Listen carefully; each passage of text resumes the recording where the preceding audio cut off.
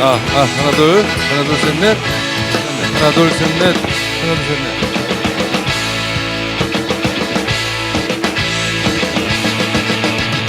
너 살거든 독립군의 용사가 되고 나 죽으면 독립군의 훈령이 되니 동지야 너와 나의 소원 아니냐.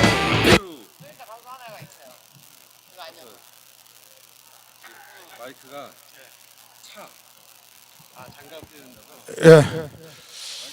3시가 됐으므로 서울의 소리 길거리 콘서트 보이는 라디오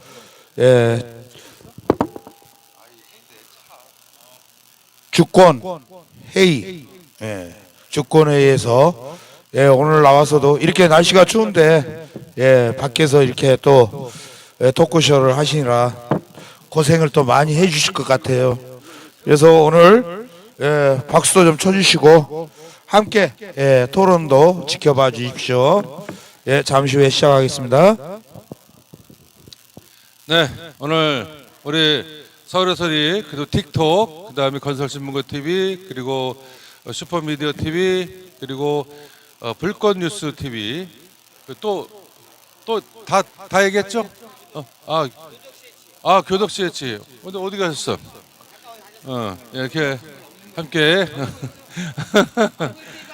네, 교덕 CH TV 그래서 자 오늘도 이렇게 바람이 불어오나 눈보라가 몰아쳐도 우리는 해야 될 일을 하고 여기 곧 오늘로 202번째 국민의힘 해체를 위한 무기한 농성장 그리고 늘 3시부터 5시까지는 보이는 TV 그래서 오늘은 이제 특별히 굉장히 소중한 전문가를 한 분 모셨습니다. 어떤 전문가냐?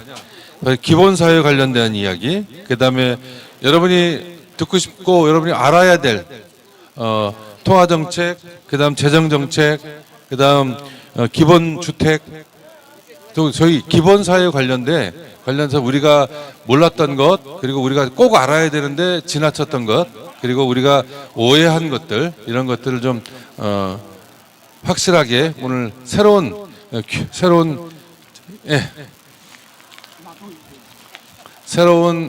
지평을 열 수 있는 그런 분을 모셨습니다. 우리 일단 한번 우리 원용희 더불어민주당 국민소통위원회 부위원장이시고요. 그다음에 전 경기도 도의원을 하셨고, 그리고 무엇보다도 이 재정정책, 통화정책, 기본소득과 기본주택에 관한, 그리고 대한민국의 이 불평등, 양극화 문제에 대해서 해법을 제시해 주시는 그런 훌륭한 전문가를 모셨습니다. 여러분, 우리 원용희 부위원장님 모셨습니다. 박수! 안녕하세요. 반갑습니다. 네. 안녕하세요. 고맙습니다. 원영입니다. 네. 경기도 도의원 하실 때 지역구가 고양이었죠? 고양시. 예, 고양시. 그러니까 여러분들 다 눈치챘을 거야. 고양에서 왔구나. 고양에 사시는 분인데, 사실은 우리 원 부위원장님하고 뭐 이런저런 얘기하면서 되게 내용도 너무 좋고, 오늘 사실 방송 준비하면서 1시간 넘게 이렇게 얘기했는데, 너무 소중한 이야기를 오늘 해야 되겠다. 그래서 함께 하긴 했는데, 요즘 우리 부위원장님 어떻게 보내고 있어요? 요즘 최근에 뭐 우리 북콘서트 했잖아요. 북콘서트. 네. 이건가요? 네, 두 권 다. 두 권 다. 세 권째, 이제 세 권을 다 했는데요. 세 권을 다 했어요. 네, 이제 그동안 이제 되게 정치인들이 뭐 이렇게 책을 내면 되게 뭐 전기 스타일로 많이 내시는데 저는 그냥 그 정책이네요. 좋아서 예. 정책적인 내용을 이제 쓰려고 애를 썼고요. 그동안 써왔던 것들에 대해서 이제 계속 자료를 찾고 다듬는 과정들을 보니까 우리가 너무 소홀히 지나치고 다니는구나. 정책이나 재정에 대해서 너무 모르고 있었다. 네. 그래서 저도 깜짝 놀랐습니다. 자료를 준비하면서. 네, 다행스럽게도 그 토요일에 많은 분들이 와주셔서 정말 감사하죠. 참. 네. 여기 보니까 기본소득, 복지국가, 다시 복지국가로 분열을 넘은 미래로, 그다음 불평등, 가처분 소득과 불평등이라는 또 책도 있고, 한 권 또 뭐예요? 책 이름이? 예. 4차 산업혁명과 기본소득입니다. 아, 2017 4차 산업혁명과 년에는. 기본소득. 예. 그것도 굉장히 중요한데. 예. 근데 그 책은 왜 없어요? 이미 다 팔려갖고 지금 남은 게 없습니다. 그죠? 다 팔려서 여러분 4차 산업혁명과 기본소득은 다 팔렸고 가처분 소득과 불평등 그리고 다시 복지국가로 요거는 아마 그 내용이 좀 어려울 것 같아서 안 사갖고 간 것 같은데 어쨌든 근데 세 권 한꺼번에 좀 다 낸 거예요? 아니 2017년에 한 권이 나왔고 2017년 요거? 아니다. 4차 산업혁명과 어. 기본소득이 먼저 아하. 나왔고요. 예, 그다음에 이제 2021년, 2022년. 야. 그다음에 이번에 북콘서트는 네. 그 세 권에서 나타난 정책들을 정리하는 거. 예. 아니 근데 2017년에 4차 산업혁명과 기본소득 얘기했으면 상당히 그 굉장히 이른 시간에 그렇죠. 예. 사실 그 당시까지만 해도 4차 산업혁명이나 뭐 AI 시대, 뭐 AGI 시대, ASI 시대 이런 거 아직 뭐 아는 사람이 별로 없는 네, 그런 시기였는데도 벌써 4차 산업혁명 그리고 거기에 맞는 기본소득. 근데 그 책 내용을 잠깐만 좀 소개시켜줘요. 그러니까 지금 그 4차 산업혁명하고 대안으로서의 기본소득을 말씀드린 건데 우리가 보통 산업혁명이 일어나거나 또 무슨 어떤 정치적인 레볼루션 상황이 온다라는 것들은 굉장한 갈등 수준의 사회가 간다라는 거 아니겠습니까? 맞아요. 이게 뭐 극단적으로 양극화되고 있고 뭐 이런 과정들을 대해서 그러니까 그때 이미 그다음에 또 하나가 가장 문제가 뭐였냐면 생산력이라고 하는 기술력이 발전을 할 때 이게 사회 구조를 개편하는 역할을 해요. 그렇죠, 예. 그러니까 사회 구조가 그 생산력이 계속 기술력이 발달하는데 변화하는 사회 구조를 또 생산 관계를 못 따라가고 뒤처지는 사람이 생겨났을 때 그때 반동의 역사가 일어나거나 그쵸. 아니면 앞서 나가는 진보의 역사가 다시 벌어지는 레볼루션이 일어나기도 하거든요. 그렇죠. 그래서 그게 우려가 된다라. 근데 그걸 빨리 그다음에 폭력적인 방법으로 레볼루션을 일으키는 것들은 그리 좋지 않다. 그렇죠. 왜냐하면 맞아요. 서로 고통스럽기 때문에 너무 회복이. 그래서 빨리 기본소득을 하면서 자꾸 완화시켜 나가야 된다. 그다음에 그 계층 갈등을 더 좀 둔화시키고 그다음에 더 그 서민 약자층에게 오케이. 더 예. 좋은 그 빨리 대안들을 줘야 한다. 아. 터지기 전에 이 얘기를 그때 줬을 거예요. 그때 청와대 들어가서 그 일을 했으면 지금 대한민국이 많이 좋았을 텐데. 예? 아쉽긴 하지만 네. 그래도 어쨌든 그런 준비를 계속 해왔고 실제로 좀 저도 그때 그런 얘기 많이 했어요. 4차 산업혁명에 대해서 이 국가적 차원으로 새로운 그 패러다임을 가져가야 된다. 그래서 그 당시 제가 이제 그 접했던 것 중에 뭐냐면 그 러시아가 기본주택, 기본의료, 기본교육을 했고 실제로 주택이나 뭐 이 주거 문제, 그다음 보건 의료 문제, 그다음 교육 문제 이걸 확실하게 했던 모습들 뭐 그걸 이제 시진핑 그 중국 국가 주석이 가서 그거 배우고 꽤 충격적으로 왔다는 그런 얘기도 좀 들었고 그래서 그래 그럼 이 기본 사회의 개념이 뭘까 하고 아마 그때 나도 이제 들여다보기 시작할 때가 그 어간일 겁니다. 나도. 근데 그때 이제 기본 사회 특히 이제 그 기본 금융 뭐 기본 소득은 기본이지만 기본 소득, 기본 금융, 기본 의료, 기본 교육, 기본 주택 이런 것이 전체적으로 좀 기본적인 시스템화 돼야 삶의 질이 높아지지 않겠냐 이런 생각을 그때 했었는데 내가 많은 그 소위 말해서 그 정치 하시는 분들 그리고 옛날 그 후배님들 그 많은 그런 얘기를 이렇게 예전부터 했던 거 오히려 더 오래전부터 아마 그게 아마 경기도 의원 바로 막 시작하면서 아마 잘 맞았을 것 같은데 고양시 의원이었고. 네, 그렇죠. 그때 고양시 의원이었기 때문에 그래도 그 당시 그럼 도지사가 그때 이재명 도지사인가요? 그렇죠. 하여튼 그런 것 속에서 그건 뭐 그 당시 그 중앙 정권에게는 많이 거리가 있었겠네. 어쨌든 우리가 좀 그런 이야기를 좀 해보면서 네. 이제 이야기를 좀 해들어가는데 저 보니까 지금 여기 가처분 소득과 불평등 뭐 다시 복지국가로 이런 얘기하면서 지금 양극화의 원인이 여기 보니까 노동시장의 이중구조 등은 들어봤지만 솔직히 그래요. 통화와 재정 정책 때문이란 말은 사실 오늘 처음 들어요. 네. 요걸 좀 우리가 지금 우리 시청자분들에게 좀 이야기를 좀 해줘야 될 것 같아요. 왜 그러냐면 그 양극화의 원인이 노동시장의 뭐 이중구조 뭐 어쩌고 뭐 소득 불평등, 시간 불평등 이런 얘기는 되게 많이 하나 통화와 재정 정책 때문에 이 양극화가 온다 이런 얘기는 거의 처음 들어서 그래서 생소한 얘기이긴 하지만 그래도 재미없는 얘기를 굉장히 재밌게 해주셔야 돼. 자, 한번 얘기를 좀 들어보겠습니다. 그러니까 보통 그 노동시장의 이중구조라고 하면 이미 그 대기업이나 공기업 정규직들과 그렇죠, 예. 중소기업 내지는 비정규직들로 이미 이 양극화돼서 네.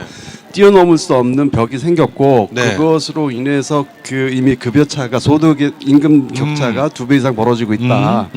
이 얘기를 그쵸, 말씀하시는데 이제 이것도 한 원인이죠, 당연히. 예, 근데 그쵸. 사실은 이걸 뻔히 알면서도 조장하는 정부 정책이 문제인 거죠. 그렇죠.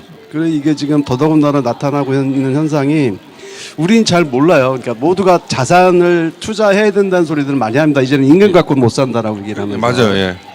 근데 자산에 투자를 하려고 하는데 보니까 굉장히 이미 높아져 버린 뭐 집값, 턱없이 뭐 이런 것들이 계속 나타나고 있는데 자산들은 이미 특히 뭐 강남 집값 이런 것들은 앞에 먼저 막 뛰어나가고 예, 있고. 그렇죠.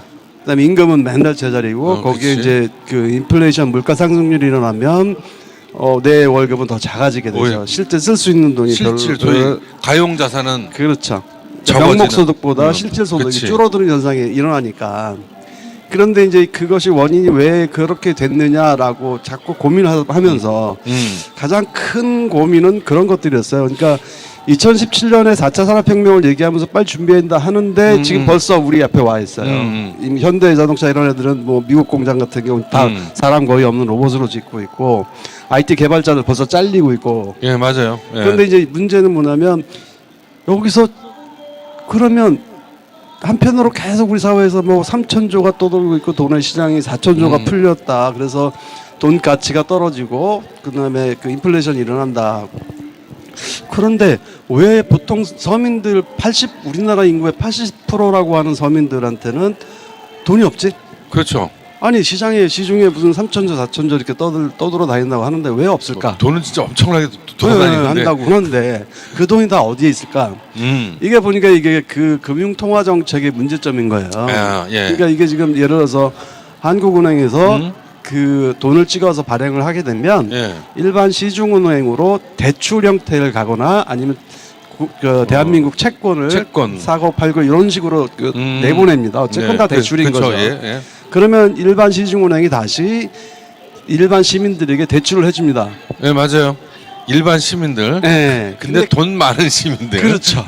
그게 이제 문제가 뭐라고 생각하냐면 그게 이제 1차적으로 상위 20%, 10% 내지 20% 같은 자. 이런 쪽으로 이렇게 돈이 많이 간다라는 거죠.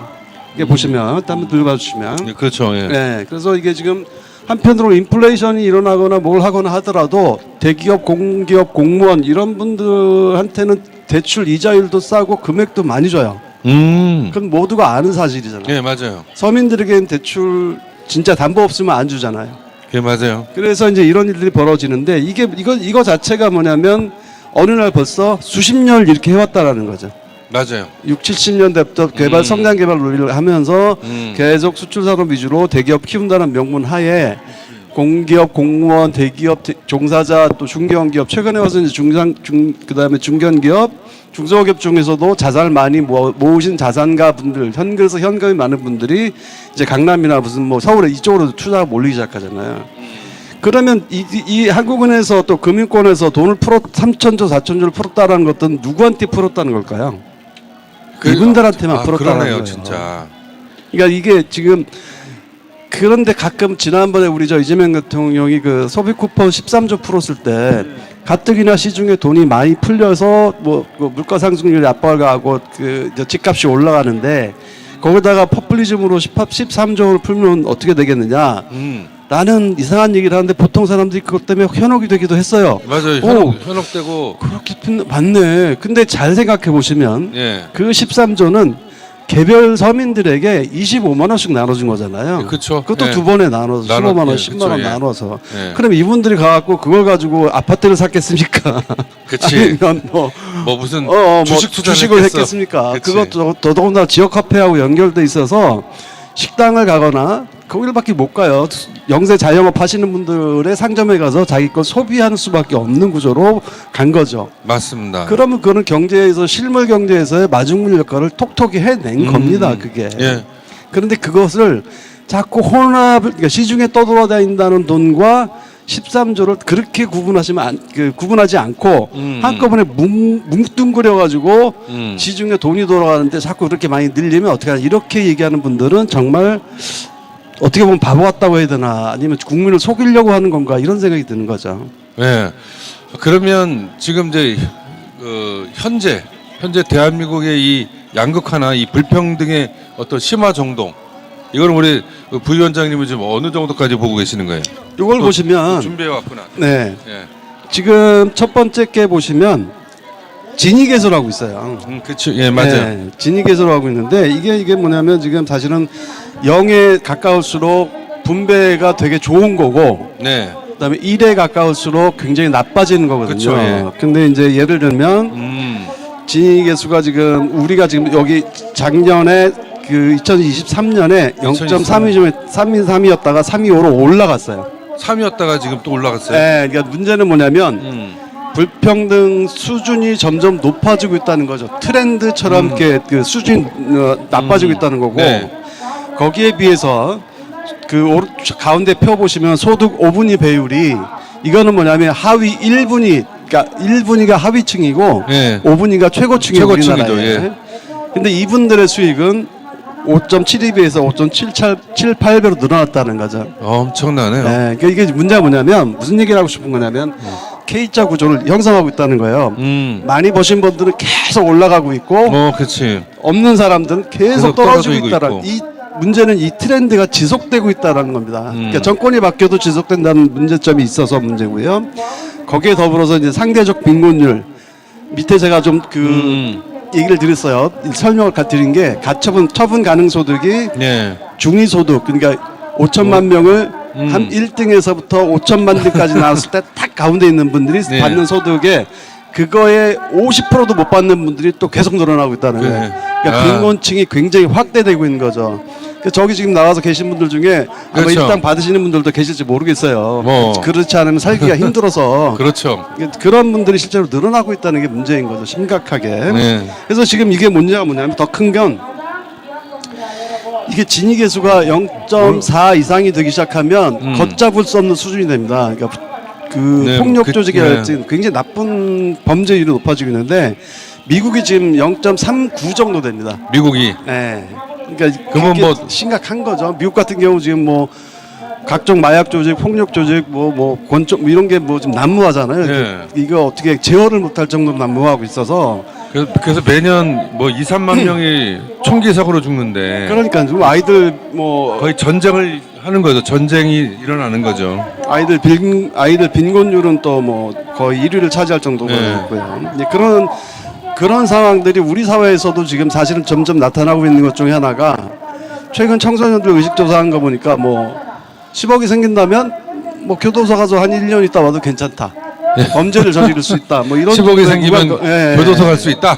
뭐 이런 의견들이 많이 나오고 있거든요. 그러니까 이게 지금 슬슬 어떤 문제가 벌어지는 거냐면 이 양극화가 뭐까지 가져오냐면 미래의 사회를 지금 암울하게 하는 거죠. 이건 저출산은 기본이고요. 뭐. 근데 그 예전에 뭐 미국의 그 심리학자가 분석한 것 중에 그런 게 내용이 있어요. 공화당이 집권을 하면 범죄율과 자살률, 살인율이 높아지고 민주당이 집권을 하면 뭐 그 좀 떨어지고. 근데 이상하게 대한민국은 뭐 소위 진보 정권이든 보수 정권이든 그냥 계속해서 헬조선에 살고 있는 거예요. 그러니까 OECD 회원국의 자살률 1위, 부동의 자살률 1위, 노인 빈곤 1위, 그다음 노인 자살률 1위. 이런 것들이 지금 다 이런 것과 연동되어 있는 거 아닌가 이런 생각을 좀 해보게 됩니다. 근데 가장 큰 문제가 결국은 그 문제가 왜 지속이 되고 있느냐. 네. 이 문제는 뭐냐면 정부 재정 정책이 이제는 잘 안 바뀐다라는 게 문제입니다. 지금 잠깐 오늘 뭐 이렇게 갑자기 이렇게 너무 현장이 너무 좀 시끄럽긴 한데 우리 자 저기 그냥 내비 두세요. 예, 내비 두시고 여기에 집중하세요. 예, 서로 욕하고 싸우지 마. 서로 욕하지 말고 자 오늘따라 그래도 이게 우리 그 뭐야 이요 3시 5시는 그래도 좀 조용해주고 좀 서로 예의를 지켰는데 오늘은 막 노래도 부르고 뭐 노래 크고 소리도 쩌렁쩌렁하고 그러네. 어쨌든 예, 자 우리 잠깐 우리 자 거기 다 돌아오세요. 다 돌아오시고 예, 뭘 하든 냅두세요. 예, 우리 얘기 계속 해나가고 오늘 너무 중요한 얘기를 지금 하고 있는데 굉장히 중요한 얘기를 하고 있는데 이렇게 난리를 쳐. 그래서 이제 그 말씀을 드리고 싶은 것들이 네. 그 중앙 정부가 어떻게 트렌드를 취하느냐가 굉장히 중요한데 중앙 정부가 어떻게 근데 해야 지금 되냐? 문제 나타나고 있는 문제 중에 하나가 여기 보시면 바같이 지금 재정 정책을 볼 때마다 보면 지금 내년 예산 이재명 정부가 들어섰음에도 불구하고 그 내년 예산의 728조 중에 거의 500조 이상이 그러니까 상위 20%를 위한 예산으로 잡혀 있다라는 것들을 500조 이상이 그러니까 이거 우리 그 부위원장님 말씀 잘하셔야 돼. 이거 굉장히 심각한 얘기야. 여러분 이게 우리 785조 중에 500조가 상위 20%만을 위한 이게 배분된다. 이게 말도 안 되는 소리거든요. 아니 국민주권정부 이재명 정부의 지금 정책이 상위 20%에게 500조가 간다라고 배분한다라고 하는 거 이거 정말 엄청난 얘기인데 이 얘기를 좀 우리가 좀 잘 들어야 돼요. 그리고 그 부위원장님 이거 잘 얘기를 해야 돼 이거. 이재명 정부 까는 소리일 수도 있어. 근데 우리가 하여튼 이건 알아야 되겠다. 우리가 알아야 되니까 이거 하여튼 귀 쫑긋하고 좀 들어주세요. 예. 그러니까 이거 뭐 이재명 정부를 제가 무슨 뭐 저격하고자 이런 것들이 아니고 이게 수십 년 동안 이어져 오고 있다라는 것들이죠. 근데 이제 가장 중요한 게 뭐냐면 예를 들어 여기 네. 윗줄에 보시면 예를 들어 놓은 게 네. 잘 들어보셔야 될 것들이 뭐냐면 R&D 예산, 국방 예산 이런 거 하지 말자는 게 아닙니다. 그렇지. 토탈로 했을 때 어떤 그 결과를 보여주는지가 중요한 거죠. R&D 예산 35.3조라고 돼 있는데 그 예. R&D 예산을 주로 누가 받아가겠습니까? R&D 예산이니까 대기업이 받아가지 않나요? 그렇죠. 대부분 대기업이거나 대학 뭐 이렇게 관련 기관들이 공기관들이나 이런 데가 받아갑니다. 중소기업도 아마 R&D 자격이 없어서 못 자격이 줍니다. 없어서 안 될 거예요. 못 줍니다. 예. 그쪽 줬다가는 공무원들이 혼남이고 다칩니다. 그러니까 이것도 대기업에 가요. 대부분이. 대기업이니까 거기 걔네들 돈 줘도 잘할 거다. 네. 그렇게 해서 그리 가요 또. 돈 안 날라가겠다. 근데 사실 그 대기업한테 35조 이상 주는 거는 이거 그냥 그 배부른 놈에게 떠먹여 주는 거 아니야? 근데 이거를 이제 가치의 개념을 넣지는 마시고 그냥 편안하게 보셔야 될 것들이 뭐냐면 지금 이제 앞으로의 먹거리 산업을 위해서 간다라는 것들을 그래서 R&D 투자 또 지난번 윤석열 정부에서는 이걸 막 없애버렸잖아요. 그렇죠. 다 없애버려서 네, 좀 근데 난리가 이제 났었죠. 향후를 위해서 앞으로 가야 된다는 의미 있는 것이라고까지는 보는 건 좋다라는 거죠. 자, 근데 그냥 여기서는 이것이 좋다 나쁘다 이렇게 보지 마시고 그렇죠. 그렇게 가치 개념을 집어넣지 마시고 그냥 토탈 결과로만 오케이. 어디로 그 세금이 쓰여지는지까지 그치, 받아먹는 곳이 최종적으로 흘러가는 곳이 어디냐까지만 보시자라는 거예요. 예. 자, 그럼 이제 두 번째 국방 예산 66.3조라고 합니다. 그럼 이 중에서 군 병사들 그 장성들 뭐 이렇게 뭐 월급 빼고 그럼 얼마나 더 큰 돈이 들어갈까? 사실은 인건비는 별로 안 들어가겠죠. 사실 뭐 방위 산업 그렇죠. 뭐 이런 데 탱크 엄청 뭐 우리 저 탱크 한 대에 뭐 저기 몇천억 원 하고 네. 뭐 K9 전차 어쩌고 하는데 수출도 하고. 네. 근데 여기서 그러면 분명히 50에서 60% 이상은 방위 산업을 운영하고 있는 대기업에게 간다는 거죠. 자, 이제 다시 한번 계속 말씀드리는 게 이것이 좋다 나쁘다의 가치적 평가를 하지 마시고 최종적으로 어디로 들어가는지를 보시자라는 거예요. 맞아요. 예, 그다음에 두 번째, 이제 세 번째로 우리 이재명 대통령께서는 지금 AI에다가 투자하시겠다고 AI를 고속도로 놓겠다고 하셨잖아요. 예, 맞아요. 그럼 또 이 네. AI 그치. 예산 10조 원은 누구한테 갈까요? 이것도 대기업한테 가는 거예요? 그렇죠. 아니 이걸 받아서 할 수 있는 게 위해서 네이버라든지 뭐 이런 데밖에 없잖아. 그러니까 서민들한테 가려고 하는 게 별로 없다는 거죠. 근데 5천 기본소득 예산 한번 보십시오. 예. 단위가 달라졌죠. 1,703억 원. 네. 조 단위가 아니고 뭐 그러니까 9천 이건 이제 뭐 시범 사업이라고 하니까 뭐 이제 뭐 시범 사업에다 고정 생각하시면 되는데 아, 예. 그래서 이거를 이제 한번 보자는 거죠. 그렇게 되면 이 모든 부처 이건 이제 몇 가지 사소한 예를 들었을 뿐이고 네. 결국 이 예산 자체를 향유하는 것들이 공무원, 공기업, 금융기관, 대기업, 중견기업, 자산가 이렇게 상위 15에서 20%에 이걸 누리고 있다는 것들이 일예로 말씀드리려고 하는 것들이 네. 그 방위 산업 요새 잘 나가고 있잖아요. 예, 방위산업 엄청나게 잘 나가고 있죠. 예. 그래가지고 그 방위산업 보면 국방과학연구원이 대개 개발한 것들을 내지는 대기업이 협업으로 개발한 것들이 요즘 뭐 장갑차니 또 미사일이니 또 K9 자주포니 네. 엄청 팔리고 있어요. 수출까지 잘 되고 있습니다. 수출 잘 되고 있다고 아주 얘기 들었어요. 멋지죠. 예. 근데 이제 한번 봐야 될 것들이 이걸 가지고서 수출이 잘 되니까 국방과학연구원에서 연구원들에게 줄 그 예산으로 수출액 금액의 2%를 뺏어왔대요. 대기업으로부터. 2%. 아하. 예, 근데 2%를 가지고 1%는 연구원들의 그 연구비 보너스로 주고 보너스. 1%는 연구 재투자하겠다고 합니다. 아하. 그런데 아마 다툼이 생겼나 봐요. 이걸 연공서열로 나눌 거냐 아니면 n분의 1로 나눌 거냐. 근데 좋습니다. 저는 이건 굉장히 피드백을 받았다는 것 자체가 저는 괜찮다고 보는데 네. 맨 위에 보시면 파란색으로 써놓은 거 직접세와 간접세 차이를 여기다 써놨죠. 예, 맞아요. 이 부분을 지금 중요한 사실을 말씀드리고 싶은 거예요. 간접세가 45%네요. 그러니까 우리가 지금 사실은 직접세는 상위 20%가 대부분 되는 건 맞긴 맞습니다. 맞아요. 예. 그건 맞아요. 근데 일반 70-80% 서민들이 이 간접세를 통해서 예. 또 세금의 절반을 우리나라 재정의 절반을 충당하고 있는 거죠. 그 얘기는 뭐냐면 똑같은 권리를 갖고 있다는 겁니다. 국가의 그렇죠. 세금 예. 납부하고 있고. 예. 그런데 어차피 이 연구원들도 그러면 그렇게 받았으면 네. 그래서 피드백을 받았다면 이 세금을 똑같이 반 정도 낸 국민 일반 서민들에게는 뭐가 돌아가야 될까요? 그렇죠. 돌아오는 게 없다라는 거예요. 아무것도 없네.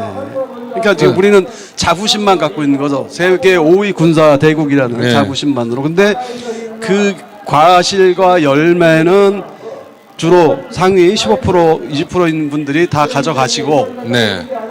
보통 서민들은 아무것도 못 가져가고 있는 현상이 벌어지고 있는 거죠. 그러니까 네. 이게 또 양극화를 부추기는 또 한 요인이 네, 되고 아주 크죠. 예. 문제는 아주 그러네요. 크다는 거죠.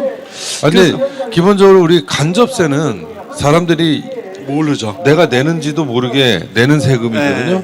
여기 이제 담배 피시는 분들, 그렇죠. 담배세 내고. 우리 커피를 드시는데 네. 저 커피에도 다 포함돼 있고 부가세세 붙어 있죠. 기름 넣을 때마다 또 따박따박 주유세 들어가 붙어 있고 있고요. 술값에도 붙어 있고. 또 우리 뭐 소주 한 잔 먹으면 거기다 네, 거기 또 세금 붙어 있고요. 모든 곳에 있는 그 간접세가 이 어마어마하네요, 진짜. 네. 근데 이거를 사실 누가 나겠습니까? 재벌이라고 하루 10개 먹지는 않잖아요. 그렇죠. 아니 그래서 포르쉐 뭐 비싼 차 이제 사치제 차를 몬다고 해가지고 거기다 기름을 무슨 뭐 200만 원어치 넣지는 그렇지. 않잖아요. 그렇게 하진 않죠. 똑같이 넣잖아요. 예, 똑같이 뭐 10만 그러면 원, 20만 원 결국은 내니까. 훨씬 많은 숫자에 5천만 중에 한 4,500만, 4천만이 이 세금을 다 내고 있다는 거죠. 근데 왜 돌려받지 못하고 있는 것을 모를까요? 그런 것들이 좀 우리가 너무 사실은 모르고 일단. 그렇죠. 그리고 그런 걸 가지고 여론을 형성해 한 적도 없고. 예. 그리고 그런 걸 갖고 언론들이 떠들어주지도 않고. 그러니까 사실은 언론들이 그 감추고 왜곡하고 그리고 못 보게 하고 못 듣게 하고 하는 것이 또 그런 짓거리를 하면서 그렇죠. 그러다 보니까 결국 나도 모르게 그렇게 빼앗기고 있는데 그걸 되돌려받고 있지 못하다가 하는 것. 그걸 모르고 있는 거죠, 다들. 예, 우리가 좀 정확히 알고 얼마 전에 우리 항공우주산업 황우연 네. 이게 이제 하나로 넘어가잖아요. 그러니까 저도 이제 그걸 보면서 이번 발사 시스템을 전반적으로 그 지휘 총괄했던 게 한화 네. 에어로스페이스 네. 스페이스였다고 하더라고요. 네, 네. 그다음에 이제 다음번 발사 때는 완전히 다 넘긴다. 완전히? 네, 저 운영 지휘 체계를 넘기고 이거는 기술과 관리 능력까지 다 넘기는 얘기가 되겠죠. 저는 좋다고 봐요. 아 그래요? 모든 걸 다 주는 거예요? 네, 근데 저는 다 좋다고 보고 항우리는 계속해서 이제 항공우주산업 연구만 전념할지 어떨지 모르겠지만 저는 괜찮다고 생각합니다. 단 이렇게 해서 한화 에어로스페이스는 분명히 이제 또 수출도 하고 뭐 여러 가지 이익을 내려고 하겠죠. 어마어마하게 또 네. 하겠죠. 그럼 이거 그렇게 해서 초창기부터 정부 지원을 받아서 그것도 세금으로 된 지원을 받아가지고 그렇게 대기업들이 커져 갔다고 한다면 네. 그다음에 그 과실을 계속 늘렸다면 그렇지. 이제 그 세금을 냈던 국민들에게도 돌려줘야 되지 않겠냐는 거죠. 예 맞습니다. 네, 적어도 반 정도는 돌려줘야 되는 게 맞다. 전 이렇게 얘기하고 싶은 거죠. 뭐 사실 통신 요금도 마찬가지 아닙니까? 그러니까. 얘는 한국통신이 지금 KT가 됐는데 네. 뭐 이게 이제 원래 한국통신이 이제 뭐 코리아텔레콤 뭐 이래갖고 KT가 됐는데 이거 뭐 민영화 해놓고 실제로 뭐 통신비 인하 효과도 없고 오히려 저기 OECD 회원국 대비 그 국가 어떤 뭐 수준 보면 통신비 굉장히 비싸거든요. 그렇죠. 이런 것에 대해서 우리가 확실하게 또 뭐 어떤 사회적 공론화를 통해서 그렇죠. 이런 수기를 해야 되는데 KT한테 광고료 받아 먹어야 되는 우리 조정동을 비롯한 이 쓰레기 매체들이 그거에 대해서 절대로 얘기 안 해주고 그렇죠. 그리고 오히려 호도하고. 근데 지금 문제는 이렇게 드러나는 것뿐만이 아니에요. 네. 지금 이렇게 드러나지 않고서 우리나라에서 독점적인 그 사업 운영을 해 가시는 분들이 상당히 많습니다. 그러니까 예를 들면 우리 이제 그 지역별로 도시가스 사업자가 배분돼 있어요. 그렇죠. 예, 도시가스. 예를 들면 이제 우리 보통 가스공사는 그 외국에서 가스를 이제 수입해 와서 그걸 배분을 하는데 관로를 설치하고 공급을 해주는 각 지역 사업자들을 나눠주거든요. 그렇죠. 이분들은 독점을 합니다. 그래서 이분들은 절대로 상장을 안 합니다. 상장을 안 하는구나. 네. 왜냐하면 이거는 뭐 대대손손 그냥 황금알을 낳는 거업이죠. 그렇지. 이게 거의 뭐. 70년대에 이제 나눠서 한번 받은 이 내용들에 대해서는 안 하죠. 이분들은 근데 심지어는 이분들이 다 뭐냐면 자기들이 비용으로 깔아야 될 관로를 지방 정부한테 요구하기도 해요. 주민들을 부추겨서 네. 자기들 사업용 관로를 지자체 예산으로 깔아달라고 압력을 많이 넣고 주민들을 또 이렇게 부추기기도 하고. 그래서 이익을 엄청 가져가죠. 그런데 누구의 통제도 안 받습니다. 예. 그리고 지금- 또 재밌는 게 뭐냐면 네. 농수산물 이렇게 네. 도매시장 같은 데 네. 가보시면 되잖아요. 네. 거기 사업자도 다 단독 사업자. 예, 맞아요. 알고 있어요. 그분들은 절대로 손해 나는 법이 없습니다. 손해가 날 수가 없죠. 네. 그러니까 거래에 대한 그 수수료만 먹으니까. 그냥 농민한테 받아서 그냥 갖고 와. 그래서 거기서 이제 소위 뭐 하죠? 경매하잖아요. 그렇죠. 경매해서 그냥 거기 수수료 빼고 네. 파는 놈한테도 빼고 그렇죠. 사는 놈한테도 빼고. 네. 그냥 뭐 완전히 그냥 논하는 장사예요. 그러니까 논하는. 농민이 망하든 소비자가 망하든 상관이 아무 없는 상관없어요. 거죠. 네. 네. 예를 들면 이런 독점적 구조가 네. 지금 굉장히 또 많아요. 사실은 이렇게 번 분들이 좀 피드백 해야 되잖아요. 우리 국민들한테. 원영희 부위원장님 많이 좀 위험해지고 있어.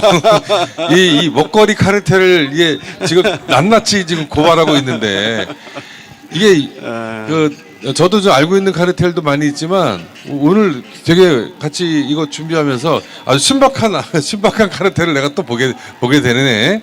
예, 어쨌든 이런 위험하지만 그러나 우리가 알아야 되고 이런 것이 바로 양극화와 불평등의 아주 굉장히 위험적 요소를 다가오고 있고 실제로 지금 이 방송을 우리 그 정부 관계자가 좀 봤으면 좋겠는데 이런 것에 대한 좀 고발 프로그램을 좀 확실하게 하고 그리고 우리가 더 신박하게 이걸 갖고 사회적 공론장을 통해서 한번 수기하고 공개하고 투명하게 해야 된다 하는 생각이 듭니다. 이게 오늘 제가 아침에 그 국회에서 서울시 준공공재 버스 관련된 그다음 제2순환선 이런 걸 관련하고 이제 세미나를 했는데 그때 깜짝 놀랐어요.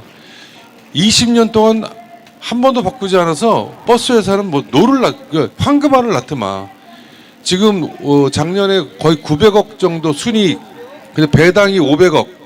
그러니까 이제 그 사모펀드가 버스 회사를 한 20개 사갖고 2,000대를 돌리는 거야. 수거원역에 뭐 몇백억을 그냥 버는 거야 그냥. 부족하면 부족한 대로 채워주고 모자라면 모자란 대로 채워주고. 우리 보니까 우리 부위원장님이 그러는데 버스도 사준대.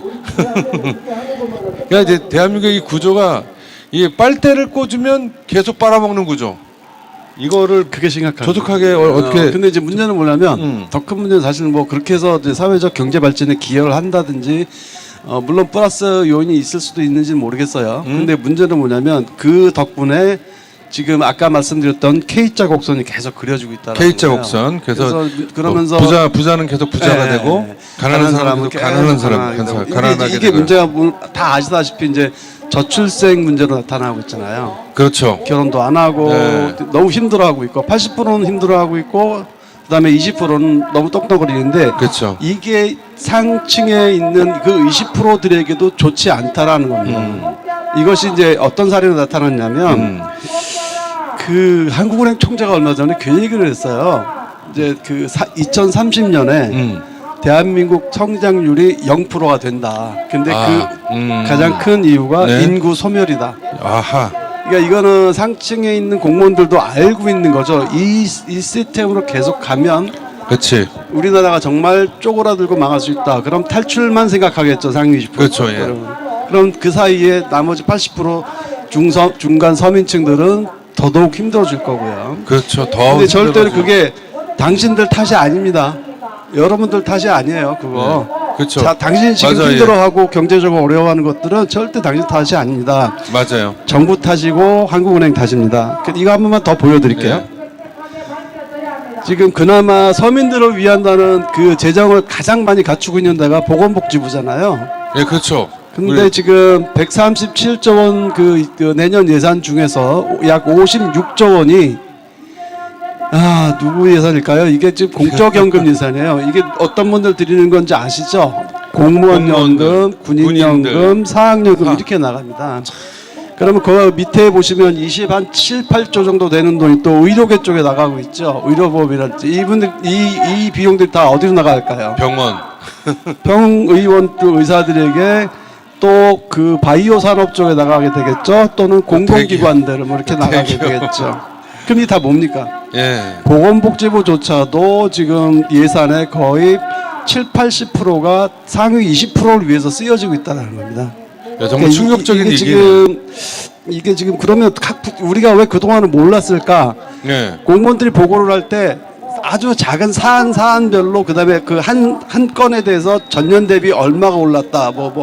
그 하층 국민들을 위한 그 지원 예산이 얼마 작년에는 2조였는데 이번에 2조 2천억 해갖고 2천억 올렸다. 이렇게 단편적인만 꺼내서 보고를 합니다. 예. 그런데 이제 우리가 봐야 될 건 뭐냐면 전체적인 포션이 어떻게 됐냐를 보자라는 그치. 거죠. 예. 이제 전체적인 포션을 보면 이렇게 달라질 수 있다. 심지어 보건복지부 예산마저도 사실은 이렇더라. 예. 상층 그 상위 20%를 위한 예산으로 거의 그러면 60% 가까이 채워져 있다. 네. 거기에 또 나머지 40%도 사실은 좀 뭐 관련 공기관이라든지 이런 그렇죠, 거에 좀 예. 숨어 있어요. 또 예. 사업비로 또 맞아요, 숨어 예. 있고. 그래서 이런 것들을 잘 보시면 그래서 제가 자꾸 그런 말씀드립니다. 지금 우리 청년들 이거 보시는 분들 당신 탓 아니에요. 그렇죠. 예. 우리 사회가 바뀌어야 되고 정부가 바뀌면 이거 상황 바뀔 수 있습니다. 그리고 우리 이재명 대통령께서 그래서 이 말씀을 더 건의를 많이 드리고자 하는 것들이 네. 저는 이 부분을 자세히 보시면 어떤 게 있냐면 우리나라는 지금 민주당과 국민의힘 이외에 여야 이외에 사실 공무원당이 따로 있습니다. 잠깐, 바뀌지 않는. 뭐 갑자기 뭐 파면 조지호 경찰청장 파면 예, 지금 조지호 경찰청장 파면이 정당하다라고 하는 선고가 판결이 나왔다고 속보가 떠서 속보를 말씀드립니다. 어쨌든 지금 우리가 정말 중요한 거 그동안 놓친 게 아니라 모르고 있던 못 본 거죠. 예, 그러니까 가려진 거. 가려진 것에 대해서 오늘 우리 원영희 부위원장의 이 고발은 좀 충격적이면서도 그 정말 아마 이 시청하시는 분들도 지금 아마 뭐야 하면서 이런 거였어? 하는 생각을 갖고 계시지 않을까 생각이 들고요. 잠깐 음악 좀 듣고 돌아오도록 하겠습니다. 지금 많이 추워. 그래서 잠깐 10분씩이었고 하면서 여러분 우리 원영이 부위원장이 쓴 다시 복지 국가로 분열을 넘어 미래로라고 하는 책, 그다음에 가처분 소득과 불평등이라는 책 지금 이게 서점에 나와 있죠? 네. 예, 여러분 뭐 저기 인터넷 서점 들어가서 한번 검색해 보시고요. 보니까 가격이 안 써 있네. 안쪽에 있을 겁니다. 안쪽에. 가격이 안 써 있네. 원래 안쪽에 있나 깜짝 봅니다. 놀면은 써 있을 거예요. 뭐야 이거 얼마야? 어디 있어? 가격이? 앞에 있나 본데요. 앞에 있나 본데. 중요하지 않으니까요. 부담 갖지 마십시오. 여러분 부담 갖지 마시고 아마 싸게 낸 것 같아. 이 정도면 2만 원 할인율 많이 하도록 하겠습니다. 이 정도면 한 2만 원인데 뭐 한 만몇천 원에 살 수 있을 것 같아요, 여러분. 특별히 할인해드리겠습니다. 다시 복지 국가로 이런 전문가들의 이 고발 그리고 이것이 단순히 어떤 정권의 문제가 아니고 대한민국이 그러니까 저도 이제 그런 고민이 많았어요. 왜 그러냐면 그 미국에서는 공화당 정권일 때는 범죄율과 자살률 엄청나게 소득 불균형이 엄청나게 됐는데 민주당일 때 좀 격차가 줄었는데 왜 대한민국에서는 진보 정권이 잡든 이 극우 정권이 잡든 똑같지? 왜 더 그 강도가 오히려 더 심해졌어요. 실제로 문재인 정권 때도 자살률, 범죄율은 변함이 없었다라고 하는 것. 그건 단순히 정권의 문제가 아니라 이 대한민국의 기본 구조와 시스템의 문제, 민생의 문제니까. 그렇죠. 예. 민생을 살펴보는 기본 문제, 그리고 이 예산을 집행하는 문제가 이런 정말 어처구니 없는 일이 있었다라고 하는 거 우리가 한번 다시 한번 알게 됐고요. 하여튼 10분만 쉬고 오도록 하겠습니다, 여러분. 노래 좀 틀어주세요. 이제 이어서 우리 박승봉 목사님의 토크쇼 이어지도록 하겠습니다. 네, 오늘 정말 여러분들 충격적인 이야기를 오늘 많이 들으시는데, 그런데 충격적인 얘기는 이제 듣는데, 그러면 이제 앞으로 이제 이런 문제가 있어요.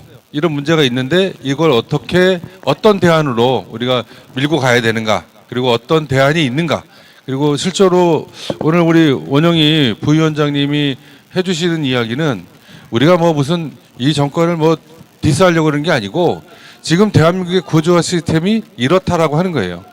그렇기 때문에 이것들을 바꿀 수 있는 어쩌면 거의 유일한 대통령이지 않을까. 아마 이재명 대통령도 이걸 알고 있고 있는 것 같고, 그리고 이재명 대통령이 업무 보고하면서 하나하나 체크하고 캐치하는 거 보면 아마 어떤 대안을 좀 만들어내려고 한다라고 하는 겁니다. 예, 내란당에 해산됩니다. 자, 오늘 그러면 이제 2부 대안은 무엇인가, 그리고 우리가 또다시 우리가 해야 될 일이 무엇인가, 이런 얘기를 하면서 오늘 기본소득하고 끝날 것 같은데 나중에 주택시장하고 기본주택 얘기는 한번 더 시간 잡아서 좀 이렇게 우리 좀 따뜻하게 좀 만들어 놓고 좀 해야 되지 않겠나, 이런 얘기를 좀 해보겠습니다. 자, 그러면 좀 그래요. 실제로 이제 우리가 소비 쿠폰도 얘기했고, 그다음에 기본소득은 복지 정책이 아닌 경제 정책이다라는 말을 사실은 우리 원영희 부위원장님이 최초로 개념 정의했다는 소문이 있어. 이 얘기도 좀 듣고, 그다음에 그리고 이런 이야기하는 어떤 이유, 이런 것도 좀 이번에 2부에 이제 들을 텐데, 한번 요 얘기, 기본소득은 복지 정책이 아닌 경제 정책이다. 이 얘기는 사실 우리 민주당 쪽에서 여러 가지 형태로 찌라시도 돌리고 뭐 이렇게 웹자보도 돌리고 했을 때 많이 보셨을 거예요, 선거 때. 예, 맞았어요. 예, 맞아요. 이제 이게 사실은 뭐냐면 기본소득의 전문가로서 참 좀 죄송하고 마음 아픈 얘기인데, 그러니까 그때 우리가 재난기본소득, 코로나 때 재난기본소득 그때 한 25만 원씩 나가고 이랬잖아요. 그렇죠. 예. 실제로 그게 복지 차원에서 도움이 안 돼요. 너무 금액이 작아서. 너무 작아서. 그런데 이제 문제가 뭐냐면 이게 아주 절묘하게 맞아떨어지는 것들은 그 지역 화폐하고 결합되면서 그렇지. 그 코로나 때문에 죽어 있는 내수 시장에서 나가서 쓰게 만든 네, 거잖아요. 맞아요. 이번에 그 지금 요번에 소비 쿠폰도 마찬가지고 음. 그 점에서 봤을 때는 굉장한 그 승수 효과가 있다 경제적으로. 네. 왜냐하면 몇 달 안에 써버려야 되기 때문에 약 13조 원이라는 돈을 그렇죠. 바로 그 서민들이 가는 식당, 뭐 문구점, 그렇죠. 네. 안경점에서 다 네. 그 써야 되기 때문에 이게 한 사람한테 그 대기업 하나한테 13조 원 준 거보다 그들은 저축하고 빼고 투자 그 여력을 남겨두고 일부만 쓰거든요, 대개.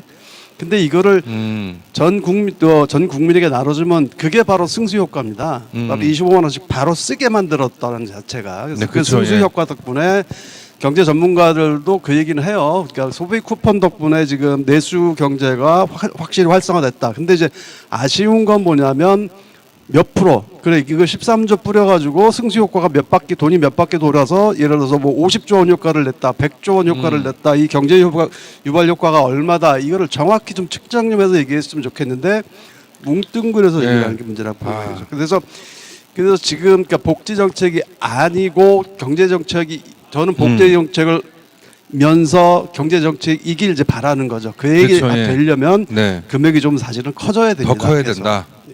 그래서 지금 계속 이 얘기를 하는 것도 뭐냐면 이제 포션을 좀 늘리자라는 겁니다. 그러니까 지금까지 예를 들어서 정부 재정 정책으로 이렇게까지 거의 500조 이상을 그 상위 15에서 20% 그렇죠, 예. 이분들에게 다 돌아가는 정책을 전통적으로 펴왔으니 이제 서민들 중하층 80% 대다수 국민들에게 돌아가는 포션을 좀 그렇지. 늘리자. 심지어 그 우리 지금 이번에 그 예산 보면 1.15조 지역 화폐 발행하는 그 지원금 그거 했다고 나오잖아요. 예. 그러니까 지금 소비 쿠폰도 올해 내년 예산은 또 안 잡혔어요. 지금 그래요? 예. 그러니까 아예 기본소득은 지금 정확히 기본소득에 표현 들어간 거는 아까 말씀드렸던 그 농어촌 농어촌 기본소득 기본소득. 1,703억 원. 그러니까 단위 자체가 다르죠. 예. 그래서 이 부분은 좀 저는 좀 이러면 안 된다. 적어도 그 자꾸 기본소득이라는 정책 자체를 혹시나 액세서리를 쓰면 안 된다. 이게 메인스트림으로 이제 올라와야 되고 포션을 그렇죠. 늘려야 된다라는 것 때문에 제가 자꾸 전체 예산에서 차지하는 비중을 늘리자. 그 왜? 80% 국민들이 내수에 매달려서 먹고 살고 있어요. 그러니까 이 부분에서 이제는 좀 이분들이 살아야 우리나라 경제가 산다라는 거죠. 그렇죠. 아니 수출해갖고 낙수 효과 이제 별로 없어요. 없어요. 예, 실제로. 없습니다. 이미 예. 합니다 지금. 그럼 계속 저쪽 금고에는 재벌들 금고에 쌓이고 결국 그거를 쳐다본 트럼프가 미국에 투자해, 너 많이 쌓아놨잖아. 그렇지. 이 내놔. 강탈해 가잖아요, 그냥. 그렇죠. 그럼 그런 상황을 봤을 때 근데 대한민국은 뭐 군사 순위 무슨 5위 무슨 뭐 경제력 6, 7위 뭐 이러는데 국민들은 너무 힘들다고 난리예요 지금. 맞아요. 예. 아파하고 뭐 빈곤율 더 높아지고 있고 이거 뭘까요? 그냥 자부심으로 우리는 끝나야 될까요? 아니죠. 우리도 진짜 그 우리의 주권자로서 자기 권리를 찾아야 되고 그리고 그걸 회수해 와야 된다. 아마 이렇게 그 정부의 재정 정책 그다음에 이 기본 경제 정책 이런 것들을 이야기하는 전문가가 사실은 우리 사회에 별로 없어요. 왜? 위험하거든. 왜 그러냐면 이런 얘기를 하면 솔직히 나는 이제 걱정이 되는 게 우리 원영희 부위원장이 고향에서 뭘 해야 되는데 어떤 놈이 저 사람한테 돈을 주겠냐고. 아니 우리 먹거리 뺏어가고 우리 먹거리 다 그 고발 조치해서 우리 더 못 먹게 하는 사람인데 만약 우리 원 부위원장이 뭐 어디 결정권자 정책을 결정하고 정책을 집행하는 사람의 그 자리에 가면 사실 주권자 고향 시민들한테 굉장한 복이 되지만 사실은 그 고향시에서 뜯어먹고 있는 놈들은 왼수지 왼수. 저게 내 밥그릇을 줘줘. 너무 앞서가지 마시고요. 제가 그 말씀 왜? 예. 제가 이 말씀을 계속 드리고 있는 이유는 딴 건 아닙니다. 아까부터 제가 그 가치 가치를 여기다 좋다 나쁘다 하지 말고 마시고 있는 그대로를 한번 보자. 있는 그대로. 분명한 거는 80%의 국민들도 적어도 45%의 간접세를 통해서 세금을 부담하는 냈다. 사람들이니까 다 그치. 내고 있고 자기도 모르는 사이에 깃털 다 뽑히고 있는데 그치. 이분들을 위한 예산 포지션은 거의 너무 작으니 좀 늘리자, 기본소득을 통해서 늘리자라는 얘기거든요. 그러니까 이거를 그 지금 한꺼번에 확 바꾸자. 네. 무슨 뭐 완전히 경제 시스템을 갈아엎자 뭐 이건 아니고 그러면 더 큰 혼란이 일어날 수 있거든요. 그래서 이거 포션을 좀 더 지금 그 작년에 13조 원 했다고 한다면 50조 원, 적어도 75조 원, 100조 원, 200조 원 했을 때 우리 재정에 나타나는 미칠 영향 예. 그것이 그 우리 경제 시스템의 내수 시장 경제에 미치는 경제 유발 효과, 승수 효과 이런 것들 먼저 연구하면서 차분하게 늘려나가자. 그런 대신 또 하나는 뭐냐면 이렇게 비율이 지금 정부 재정 자체가 계속 15 전통적으로 15% 20%를 위한 상위권들 써왔으니 이제 80%를 위한 내수를 위해서 썼을 때 정당하다라는 정당성에 대해서 이거를 좀 보여주고 싶은 거죠. 계속. 근데 실적으로 이게 지금 이 엄청난 그 국가 예산의 거의 500조 가까운 그 예산이 사실은 이제 대기업으로 흘러가고 제가 이제 아주 옛날에 우리 한국교회협의회에서 NCCK에서 국회 예산을 말하다 뭐 이러면서 이제 거기에도 저는 이제 농어촌 지역에 사는 사람이어서 농어촌 예산을 좀 살펴봤는데 논만 예산 어마어마하게 많더라고요. 실적으로 그 뭐 3억, 5억 이 정도 받아갖고 뭐 해. 쫄딱 망했어. 아무런 책임도 안 져. 그 건물 하나 져놨거든요. 근데 그냥 그 동네에서 그냥 이게 건물 져놓고 뭐 맨 처음에 막 거기서 뭐 잔치하고 어쩌고 하고 나서는 그냥 그게 쓸모없고 무슨 개인 창고로 써요. 지금 제가 살고 있는 태백에도 그런 게 뭐 한두 개가 아니에요. 그런 것처럼 정말 이 예산이 이렇게 어떻게 배분되고 어떻게 쓰여지고 하는 것에 대한 좀 심각한 우리 주권자로서의 어떤 관심 그리고 우리 감시 그리고 견제 통제 이런 것이 꼭 돼야 되겠다. 근데 그 위원장님 이 승수효과 발표와 기본소득의 내수 경제 기여도를 수치화할 수 있는 거예요? 그거 하는 게 다 경제 전문가들이 하는 거잖아요. 그렇죠. 대학 교수들이 하는 거고. 근데 안 하잖아. 우리 보면 뭐 무슨 지금 말씀하신 대로 지방에서 무슨 사업을 한다, 또 중앙에서 무슨 사업을 한다 그러면 뭐 경제 유발 효과가 얼마고, 뭐 고용 창출 효과가 얼마고 이런 계산들을 용역을 통해서 다 하잖아요. 네. 근데 그게 충분히 할수 맞냐고 있죠. 근데 가끔 할수 난 있죠. 그게 있는데 네. 실제로 난 그 사업이 2년 정도 가면 뭐 지원받은 3억에서 5억이라는 돈이 그냥 먹다가 없어지는 것 같아. 그러니까 그 약간 조금 핀트가 좀 벗어나긴 했지만, 네. 그러니까 예를 들어서 이거는 이제 거시경제 측면에서 보는 거기 때문에 네. 이 거시경제 측면에서 숫자는 충분히 시뮬레이션이 가능해요. 그렇다. 그러니까 예를 들어서 그러니까 투입하기 전에 예를 들어서 지금 13조가 들어갔는데 소비 쿠폰 한 번 돌리는데 25만 원씩 주는데 그것에 대한 경제 유발 효과 내 승수 효과가 얼마다. 그다음에 이제 만약에 50조 원 50조를 줬을 때 100조를 줬을 때를 그렇게? 시뮬레이션을 해볼 수가 있다라는 거죠. 아하. 그러면 그게 경제 내수 경제에 특히 얼마나 큰 영향을 미치고 거기에 행복 지수가 어떻게 올라가는지들은 시뮬레이션 연구만 해봐도 충분히 나온다는 거죠. 생각만 해도 막 기분이 좋아. 어? 막 내가 막 한 50만 원 정도 쓸 가처분 뭐 비용 돈이 있어. 근데 뭐 소비 쿠폰이긴 하지만 그걸 쓰게 되면 책도 사보고 네. 뭐 뜯어진 수영복 새로 사고 네. 깨진 뭐 수경 새로 사고 그다음에 뭐 필요한 거 아이들한테 와서 외식 한번 동네 가서 오래간만에 그동안 한 번도 못 먹어본 그렇죠. 저기 이 소고기도 먹어보고 근데 바로 그냥 그것만 생각해도 해피하네. 그래서 그 대안으로 그런 것들 해보면 시뮬레이션만 좀 해봐도 그 많은 국민들이 충분히 저는 이해할 수 있으리라 보여지고요. 지금 네. 자꾸 말씀드리지만 그 상위 20%가 주로 어디에 기대해 먹고 사는 거냐면 대기업의 수출, 대기업 그다음에 공기업 공무원들이 이렇게 예산을 먹고 사는 거잖아요. 그렇죠. 나머지 80%는 사실 뭐에 기대 먹고 사는 거냐면 내수 시장에 기대해서 사는 거예요. 내수 그러니까 환율이 시장. 예. 나빠지면 쉽게 말해서 환율이 올라가면 내수 시장은 전부 수입이잖아요. 그렇죠. 삶이 더 팍팍해지는 거죠. 팍팍해지는. 그다음에 돈이 열심히 따는 거 다 올라가는데 내 월급만 안 올라가는 일이 또 벌어지는 거예요. 그렇죠. 그래서 이 원망이 그러면 이 정책들을 가지고 그래서 환율 정책이 중요한 것들이고 이제까지 어떻게 보면 대기업 위주의 수출 기업 위주의 환율 정책을 하면서 예.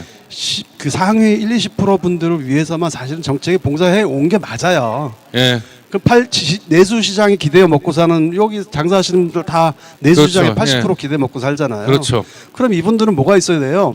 보통 서민들의 지갑에 돈이 있어야 나와서 편하게 밥도 사 먹고 그렇죠. 술도 사 먹는다는 그렇죠. 거죠. 예, 맞아요. 그래서 다시 한번 말씀드리지만 한국은행이 통화량을 늘리는 방식은 일반 개별 은행에다가 대출을 해주고 그 일반 은행이 다시 금융소비자한테 대출해 주는 방식이에요. 네. 그럼 일반 서민들은 대출 받기가 신용도가 낮고 자산이 하늘의 별로 없기 때문에 별따기입니다. 굉장히 어려워지죠.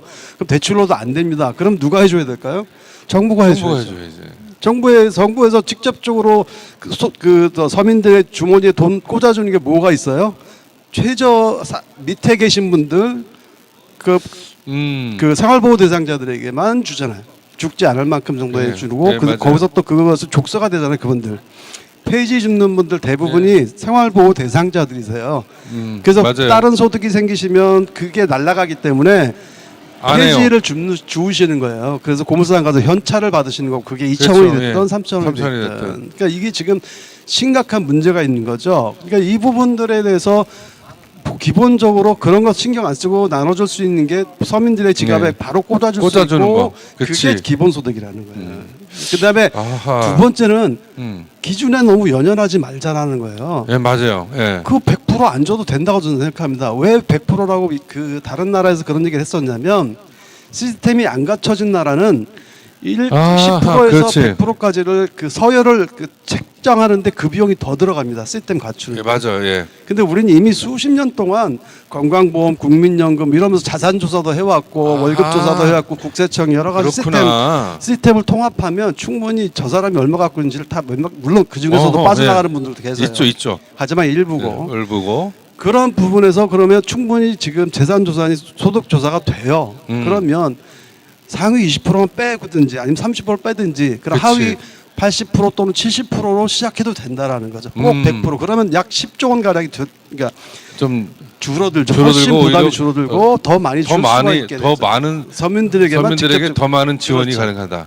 야. 그러니까 오. 한 번 25만 원씩 주는데 네. 13조 너무 큰 돈 들어가 아니다. 그러니까 첫 번째는 뭐냐면 그동안 상위 1, 20%에 준 돈은 매년 500조 이상 들였다. 네. 거기에 13조는 정말 껌값이다. 껌값이죠. 예, 네, 이건 껌값이 아니다. 맞습니다. 그러니까 이렇게 양극화가 생기는 거다. 두 번째는 100%다 주려고 하지 않아도 된다. 안다. 80% 오케이. 70% 예. 이렇게 줘도 괜찮다. 하여튼 오늘 내가 좀 시각 조정이 되고 있어요. 네, 그러면 난 그 전에 그걸 소위 등급을 나누는데 돈이 더 들어간다. 그리고 그 시간도 많이 걸린다. 그래서 뭐 오히려 그 돈이면 그냥 100% 주고 나중에 환수하자. 뭐 이런 얘기에 내가 많이 동의를 했는데 오늘 원 부위원장님 얘기를 들어봤더니 그게 아닌데 이미 그런 시스템이 아주 거의 완벽하게 갖춰 있는 상태구나 하는 생각을 오늘 좀 새로 배웁니다. 그래서 이제 그런 부분들에서 그럼 두 번째 대안은 뭘까? 그렇지. 그럼 수출을 하지 말자? 아니면 아니죠. 그 대기업화하게 하지 말자? 그거 아닙니다. 아. 그게 아니고 어. 정확한 좀 계산법 좀 쓰자라는 거죠. 정확한 예를 계산법. 들어서 예를 들어서 우리 IMF 때 구제금융을 해갖고 통폐합하면서 금융권 중에 몇 개 은행들 살려주고 구제금융 자금 넣어줬죠. 그렇죠. 그런데 그게 어떻게 회수됐는지는 국민들에게 보고된 적이 한 번도 보고가 안 돼 없어요. 있어요. 예. 근데 그 사이에 어쨌건 금융권 쪽의 임직원들은 돈잔치를 하죠. 그렇죠. 계속 해왔습니다. 계속 해왔어요. 맞아요. 직원들은 이제 빨리빨리 잘라내고. 막 수십억 연봉 받고. 자, 그러면 대기업에게도 이렇게 예산이 갔으니 이 성과들이 얼마만큼 났는지에 대해서 보고를 좀 빨리 하자. 제대로 국민들한테. 그래서 어허. 그 피드백 중에서 아까 방산업연구원 쪽에서 그래서 받았던 어떤 것처럼. 수출 대금에 대해서 2% 정도를 그 피드백을 받았다 그랬잖아요. 예. 그거 왜 연구원이 혼자 써요? 국민들 세금 가지고 지들이 월급 받아갖고 한 거를. 자, 그러면 그러네. 대기업들한테 예. 니네들 이렇게 지원 받아갖고 나가서 장사 잘해서 돈을 많이 벌었으니 그렇지. 자, 그중에 매출액의 2%가 됐든 3%가 됐든 국민들 와. 기본소득용으로 다시 피드백 좀 하자. 뭘 하자라는 거라고요? 기본소득 노블스 오블리저 좀 하자는 거죠. 너블리스. 국민이 준 돈으로 너 강제하지 않을게. 너 강제로 너 지금 그래. 부담하라고 얼마 내놔 그- 이런 게 아니라. 그런 게 아니고 예. 자 노블리스 오블리주 좀 하자. 어차피 네가 받은 돈들이 지원받은 금액들 정책들이 다 맞아요. 서민들 호주머니에서 예. 나왔어. 맞습니다. 그러하니 이 사람들이 또 없어지고 못 살게 되면 여기 경제가 다 같이 망가져. 그렇죠. 이 부분에 대해서 재벌들이던 이런 사람 업계가 노블리스 오블리주 좀 하자라는 거죠. 진짜 그래서 실제로 기금을 좀 만들자라는 실제로 거죠. 고속도로도 국민 세금으로 하죠. 비행장, 항만 다 하는데 그 이용은 나는 별로 1년에 아니 몇 년에 한 번 이용할까 말까. 근데 걔네들은 수시로 사용하고 수시로 이용하고 그러면서 끝없이 그 소위 공공적 인프라를 통해서 어마어마한 부를 만들어 가는데 근데 그것을 다시 돌려주는 것도 이것이 물론 강제는 아니나 좀 합리적인 방식으로 우리가 돌려받을 수 있는 것 사실 지금 아까 그 2%인데 그 1%가 700억이라며요. 네. 그럼 도대체 연구원들 몇 명인데 그거 좀 그냥 n분의 1 하든지 왜? 저도 와닿는 숫자가 아니어서 왜? 그분들끼리의 잔치가 되고 있다는 것들이죠. 계속 네. 금융권이 그래 왔어요. 실제로 또 뭐 주주들의 대잔치가 있어왔고 주주들의 대잔치 직원들의 뭐 대잔치였었고 그렇죠. 예. 거기에 노조들이 한몫을 했고 그러면서 정치권 노비하고 네. 그렇게 하면서 자기들의 부를 정당화 시켜내고 자기들은 당연한 거라고 얘기하고 너희들이 못 살고 못 먹고 못 살고 하는 건 너희들도 다 니들이 못나서 그런 거야라고 또 아주 그 매몰차게 패대기 치고 근데 이제 그 현상이 결국은 끄트머리까지 오고 있잖아요. 그렇죠. 빚내서 집 사다 보니까 예. 이제는 부채 구조가 폭탄 돌리기 수준에 와 있고 네. 서민 경제는 지금 주머니에서 지금 탈탈탈탈 털려서 맞습니다. 여기 가게 자영업자들 폐업률 지금 어마어마하고요. 그러면 이게 지금 내수 경제를 쳐다봐야 되는데 우린 계속 아직도 경제 전문가라는 분들은 나와가지고 무슨 말씀을 예. 하냐면 예. 수출 수출. 먹고 사는 나라인데 수출 없으면 우리 죽는데 5천만 작은 숫자 아닙니다. 프랑스가 그럼요. 5천만이고요. 선진국들 우리 이미 선진국입니다. 그럼 뭐 5천만이 중요한 건 뭘까요? 내 주머니에서 구매력 지수가 높아지면 예를 들어서 1억 명의 그 인구가 일본이에요. 그렇죠. 1번. 1번만 하더라도 내수 시장만 갖고 자국의 자동차 산업이 발전을 했던 겁니다. 서로 경쟁하면서. 그렇죠. 예, 맞아요. 그러면 거꾸로 생각해 보면 5천만이 내가 쓸 수 있는 여러 개 돈이 소비할 수 있는 돈이 2배가 되면 그럼 예. 어마어마한 1억 명의 시장 효과를 갖게 된다라는 거죠. 그렇죠. 근데 왜 자꾸 내수 시장을 버려두고 해외 진출하겠다고만 그거 우리가 살 길이라고 얘기하냐라는 거죠. 아니 내수와 네. 수출이 같이 가야죠. 맞아요. 예. 아니 우리 대한민국이 선진국이라고 얘기하면서 하는 짓거리는 중진국, 후진국 짓거리를 해요 지금. 실제 우리들 생각에 그 여러분 80년대 대한민국 소위 GDP 그게 1,600불이었어요. 근데 2025년 올해가 36,000, 37,000불 됩니다. 그리고 어떤 데는 4만 불 넘는 데도 있고 5만 불까지 가는 데도 있어요. 그런데 아직도 우리의 생각들, 우리의 시선, 우리의 고정관념은 우리의 이데올로기는 마치 또 한 5,000불, 6,000불 시대에 멈춰 있다라고 하는 거. 그리고 그것이 지금 중요 정책 결정을 하는 고위직 공직자들 대부분이 아직도 10,000불 이하, 뭐 한 7,000불, 8,000불 시대의 사고에 멈춰 있으니까 정책 자체가 3만 불, 5만 불 시대를 내다보지 못하는 정책을 하게 된다라고 하는 겁니다. 이게 사실 뭐 누구를 욕하려고 하는 것이 아니라 대한민국의 그 어떤 구조와 시스템이 그런 면에서는 좀 아직 후진적이다 하는 얘기를 좀 드리고 싶은 거고. 자, 그러면 대안 또 이렇게 계속 말씀하시는데 지난번에 왜 그 공공 임대주택을 우리 대통령이 얘기를 했어요. 예. 얘기하면서 왜 역세권에 그 돈 소위 비싸고 좋은데 이런 데는 분양하고 후진대는 공공 임대주택하고. 사실은 왜 우리 대한민국이 좀 이상한 게 뭐냐면 고급 아파트 거기 가면 피트니스 있고 수영장 있고 막 헬스장 있고. 근데요 외국에 나가면 공공시설이 더 좋습니다. 수영장 무지하게 좋고요. 피트니스 클럽 되게 좋고요. 헬스 클럽 되게 좋습니다. 왜? 굳이 아파트 짓는데 왜 거기다 하려고. 그게 지네들은 뭐 특별한 거야 뭐? 캐슬을 져놓고 성곽 안에서 살면서 그 속에서 하는데 지금 그 6개월 좀 지났지만 우리 주택 시장, 이 주택 정책, 우리 이재명 정부, 우리 국민주권 정부의 지금 집원에 3차에 걸쳐 주택 정책을 내놨어요. 내놨는데 이것에 대한 우리 이거 안 물어보려고 그랬는데 그래도 물어봤으면 좋겠어요. 왜 그러면 부위원장님의 생각을 한번 좀 들어봤으면 좋겠어요. 자, 이걸 좀 이제 우리가 좀 착각하는 게 특히 약한 우리 쪽 그 진보 쪽이라고 하시는 분들이 약한 부분이 부동산 문제예요. 아 그래요? 근데 이 부분을 정확히 좀 보셔야 될 게 뭐냐면 부동산 시장과 주택 공공 정책을 좀 구분해서 보셔야 됩니다. 정부가 계속 이거를 예를 들어서 공공주택 그러면서 예. 시장으로 내보내는 공공 분양과 공공 임대를 묶어서 얘기를 해요. 아 이게 다른 건가요? 이게 정말 나쁜 놈들이에요. 아, 이게 아, 지금 그런 NH가 거예요? 주로 이 짓거리를 많이 하는데 요거 설명을 좀 좀 예, 해주세요. 그러니까 예. 이게 지금 잘 보시면 시장으로 팔려 나온 주택은 두 가지 방법이 팔려 나옵니다. 네. 하나는 공공 개발을 해서 네. LH 같은 또는 아. GH 이런 공공기관이 토지 강제 수용해서 그 아파트를 지어서 파는 것들이 공공 분양이 있고요. 또는 그 전에 건설사한테 토지만 팔고 그 분양가 상한제 걸어갖고 시장에 내보내는 예. 이게 이제 공공 분양의 형태인 거고. 근데 아하. 똑같은 건 뭐냐면 그러니까 재개발 재건축을 해서 민영 아파트를 짓든 네. 또는 자기가 땅에 민간이 그 아파트를 지어서 인허가만 받아서 아파트를 짓더라도 이건 다 뭐냐면 시장으로 들어가 오는 겁니다. 아하. 그럼 공공주택은 사실은 개념적인 게 뭐가 달라야 되냐면 예. 끝까지 공공의 소유로 남아 있어야 있는 것이 공공주택이어야 되는 거죠. 근데 이제 문제는 뭐냐면 계속해서 전문가라는 분들이 주택 시장 얘기만을 합니다. 주택 시장 얘기만. 네, 그래서 6.27 대책 때는 네. 이제 대출을 꽉 옮겨줘서 어? 투기가 못 일어나게끔. 근데 사실은 뭐였냐면 이게 지금 가계 대출의 부실 가능성이 자꾸 얘기가 되니까 이제 일단 막은 높아지니까. 거고요. 그다음에 97 대책에서 공급 얘기했는데 되게 이 공급도 허술한 것들이 이제 증명이 돼버렸고.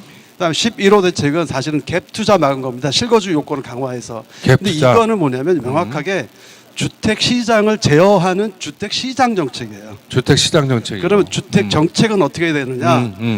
공공주택을 정부가 공급해야 되죠. 공공이 임대로 공공주택을. 이 임대. 소유를 계속해서 그 공공이 정부가 갖고 있는 형태로. 왜 그러냐면 우리가 주택 시장이 요동치잖아요. 그게 뭐 네. 그 선도하는 그 단지에 의해서건 아니면 그 밑에 뭐 어떤 세력이 있건 간에 문제는 항상 그것과 상관없는 세입자 시장이 만들어진다라는 거예요. 전월세 시장. 아하. 그러니까 집값이 요동을 치면 시장에서 예. 전월세 시장마저도 같이 요동을 친다는 거예요. 아하. 예. 그럼 그 어떤 일이 뭐냐면 특히 더더군다나 요즘 같이 그 전세 사기로 서민들이 피해가 막심했던 쪽들이 아파트를 몰리잖아요. 특별히 2030 세대들이 많이 당했죠. 그러면 이게 지금 분양 시장에서와 같이 일반 주택 시장에서와 같이 전월세 시장이 또 형성되어 있는 것들이 아파트 가격을 밀어올리기도 하고 그렇게 또는 올라간 가격이 전월세 가격을 끌어올리기도 합니다. 그러면 이걸 어떻게 막을까요? 언제까지 정부가 시장에 매번 개입할 수 있을까요? 그거 잘못 개입했다가 망가진 게 문재인 정부였잖아요. 예, 맞습니다. 그럼 지금 우리는 뭘 해야 되죠? 꾸준히 공공임대주택을 공급해줘. 특히 서울에는 20% 정도는 해줘야 됩니다. 공공임대주택을. 그렇죠. 이게 지금 그다음에 평소 다양하고 많은 것들을 해주면 어떤 일이 벌어질까요? 첫째, 전월세 세입자들에게 선택지가 그렇지. 생깁니다. 선택지가 생기죠. 그렇죠. 예. 내가 민영주택 가서 비싸게 낼 거냐, 그렇지. 아니면 공공임대주택 가서 싸게 저렴하고 좋은 아파트 살 거냐를 그렇죠. 예. 선택할 수 있게끔 해줘야 되는 거죠. 그럼 어떤 일이 벌어질까요? 그 숫자가 예. 점점 저 같으면 많아질 거라고 봅니다. 예, 맞아요. 아니 공공임대주택이라고 그래서 막 후지고 막 부실공사하고 물 새고 뭐 가스도 안 나오고 전기도 끊기고 그러면 누가 안 가잖아요. 근데 아주 질 좋은 공공임대주택을 공급하면 당연히 그 주택 정책이 제대로 가는 거 아니겠나 이런 생각을 해보네요. 근데 이제 그 문제가 왜 그동안 그게 어려웠냐면은 예. 이게 지금 그렇지. 공기관이라고 하는 LH 그러니까 뭐 주택도시공사 또 뭐 경기도는 경기도시공사, 경기도공사. 서울은 SH 뭐 서울도시공사 이런. 예. 근데 이 업체가 뭐냐면 사업을 하는 기관입니다. 사업. 예. 그치. 그러니까 이게 장부가 뭐냐면 이익이 남아야 된다는 구조에 맨날 쪼임을 당해요. 네. 그러니까 어떤 일이 벌어지냐면 어허. 그렇게 되니까 이 사람들이 뭐냐면 임대 아파트 짓는 걸 기피해요. 아하. 왜냐하면 임대 아파트는 기본적으로 마이너스일 수밖에 없어요. 그렇죠. 그렇죠. 네. 두 번째로 뭐냐면 그런 그 임대 아파트는 마이너스일 수밖에 없는데 그런데 이제 문제가 뭐냐면 더 큰 것들은 그러다 보니까 욕구는 많고 네. 어떤 일을 하냐면 이분들이 5년짜리 임대, 10년짜리 임대 그래서 지어서 또 뭐 살다가 자꾸 팔아버려요. 팔고. 시장에 내놓는 거죠. 아, 좋은 것들은. 그래 좀 좋고 역세권이고 네. 뭐 시설도 좀 좀 고급스럽게 하고 그러니까 그래서 이제- 그걸 팔아버려요. 그렇죠. 그러니까 어떤 일이 벌어지냐면 네. 임대주택의 숫자가 보통 선진국이 정부가 짓는 것들이 약 10% 정도라고 해요. 아 그래요. 그래서 그걸 우리나라로 맞추겠다는 말은 하는데 LH가 그 답을 하는 것들은 대개는 뭐냐면 허수를 그러니까 아직 지어지지 않은 숫자까지. 그러면- 이 얘기는 제가 하는 게 아니고 어. 저 문재인 정부의 청와대에서 수석이었던 김수현 수석의 책에 보면 나옵니다. 아 그래요. 그러니까 절대로 뭐 10% 그거는 뭐 턱없고 없고 5% 미만이라는 거예요. 야. 일상적. 그러니까 지금 저희 고양시 케이스만 봐도 굉장히 부족해요. 네. 그렇죠. 가지 못하고 있는 게 많죠. 그래서 이거를 자꾸 팔아먹고 그러지 말고 본 예산을 차라리 이번 저 주의 LH 이런 기관들의 한계가 계속 이익을 남기는 쪽으로 가야 되는 한계가 있으니 이런 분들에게 맡기지 말고 이거는 차라리 본 예산에서 따로 직접 떼어서 사업을 하자는 아예 거죠. 아예 예. 아예. 그다음에 공무원들이 사실 뭐 이익 남기라고 그 사람들 이익 남기는 거 아니잖아요. 그렇죠. 세금 걷어서 네. 좋은데 쓰라고 하는 거니까 근데 국민들을 위해서 주택을 써야 되겠죠. 제가 이 얘기를 자꾸 기본주택 얘기를 왜 하냐면 80% 서민들의 입장에 있어서 기본소득은 들어오는 수입이잖아요. 그렇죠. 근데 또 주머니에서 나가야 되는 비용 중에서 제일 큰 부담을 지는 게 주거 비용이잖아요. 지금. 맞아요. 근데 주거 예. 없이 살 수가 예. 없고 예. 지방에서 올라온 청년들 지금 서울에 사는 것들이 너무 버겁다고 하잖아요. 네. 그래서 지금 아직도 보면 고시원 그다음에 또 옥탑방 뭐 반지하 이렇게 그다음에 예. 심지어 비닐하우스 네. 뭐 이런 곳에 사는 분들이 굉장히 많아요. 수도권에. 그러니까 주거용이라고 분류되지 않는 비주거 시설에 사시는 분들이 굉장히 많다라는 거죠. 네. 그래서 이것들에 대해서 빨리 좀 그 비용을 가장 큰 비용을 차지하는 것들을 정부가 중장기적으로 계속 좀 공급해 준다면 네. 아마도 굉장히 비용을 줄여서 그 소득이 늘어나는 효과를 얻게 된다는 거죠. 그렇죠. 예. 근데 두 번째는 또가 뭐가 있냐면 언제까지 서울 땅을 자꾸 수용해서 시장에 내놓으면 민간의 것이 돼버리고 하는데 그걸 끝까지 언제까지 가질 수 있을까? 못 가요 어차피. 네, 맞아요. 그 다음에 다음 세대에게 우리는 토지는 빚지고 사는 거예요. 맞아요. 예. 그러면 계속해서 공공임대 아파트를 그거를 공급을 해주면 다음 세대에게 토지 비축 효과를 갖고 가는 거예요. 예를 들어 상황이 30년 뒤에 또 어떻게 변할지 모르잖아. 경제 네. 상황이라든지 인구 상황이라든지 문화적 여건 뭐 이런 게 다 변할 수 있어서 그럼 그때 세대들이 결정해서 이 토지는 다시 좋은 용도로 써라. 네. 이렇게 할 수 있는 거죠. 재건축할 때. 참 이렇게 그러면 정말 자살률 세계 1위, 압도적 1위. 그 수십 년 지금 뭐 십몇 년 동안 압도적 1위. 노인 빈곤율 압도적 1위. 이게 지금 대한민국의 민낯이라고 하는 거예요. 근데 이런 것들을 이야기 안 하면서 그 건설업자들 뭐 막말로 이놈들 빨아주니라고 조중동이 그놈들 광고료 받으면서 진짜 그 서민들의 삶이나 이런 것들을 많이 깡그리 무시하면서 오직 15% 20%만의 대한민국을 만들어 가려고 하는 그런 일들을 한다. 근데 이제는 대통령 이재명이 아마 놔두지 않을 것 같고 또 그런 믿음이 있습니다. 아마 뭔가 특단의 조처와 그리고 합리적인 정책들을 통해서 이것들을 좀 구현해 나가지 않겠나. 그런 면에선 우리 원영희 부위원장님 같은 분이 좀 좋은 일 할 수 있는 곳, 그 일을 진짜로 권한을 가지고 할 수 있는 그런 데 가지고 가야 되지 않나. 그래서 뭐 대통령 이재명도 내가 일을 하고 싶은데 권한이 없다. 근데 우리가 여러분 주권자는 일을 하고 싶은 머슴에게 권한을 주면 돼요. 우리 주권자는 좋은 모습 선택해서 권한을 주고 그가 마음껏 일할 수 있게 우리가 기회를 주고 그리고 그래서 그런 말이 있습니다. 정치는 결과로 말하고 성취로 증명한다. 그래서 오늘 저는 원 부위원장님이 그런 결과와 성취로 증명하는 그런 사람이 아닌가 하는 생각이 드는데 여러분 생각은 어떠십니까? 한 가지만 더. 그 정말 부탁드리고 싶은 게 우리 쪽도 지금 그렇고 그다음에 좀 중앙 뭐 언론사들 네. 뭐 다들 이런 쪽도 그렇고 아마도 공무원들이 더 몰아가는 게 없지 않아 있는데 네. 그러니까 주택 문제, 부동산 문제 얘기하면 네. 특히 TV에 나온 전문가라는 분들이 시장 측면에서만 접근을 합니다. 그렇지. 자산 값어치라는 그렇죠. 개념으로 네. 투기의 개념으로만 자꾸 접근을 하고 이렇게 해서 뭐 이자율이 떨어지면 뭐 이렇게 돈값이 떨어지면서 더 올라가 값이 올라가니까 투자를 해야 된다 아니다 네. 망한다 뭐 이런 식의 아주 표피적인만 얘기를 하고 있는데 실제로 정부 기획재정부나 국토부 고위 관료 출신들이 꼭 제대를 하고 퇴직을 하면서 얘기를 해요. 네. 임대아파트 이제 본재산 써야 되는데요. 퇴직하면서 퇴직하면서 그 이분들이 알고 계세요. 이제 본예산 써가지고 임대아파트를 짓고 이게 오래 가야 된다는 것도 알고 다 있으면서도 안 해요. 근데 우리 당에서도 정치권에서도 이 얘기를 잘 못하거나 안 하거나 하는 것 같아요. 모르기 때문일 수도 있고. 모르는 게 아마 더 많을 것 같아요. 그래서 저는 이 부분을 확실하게 좀 심지어는 언론사들도 잘 몰라요.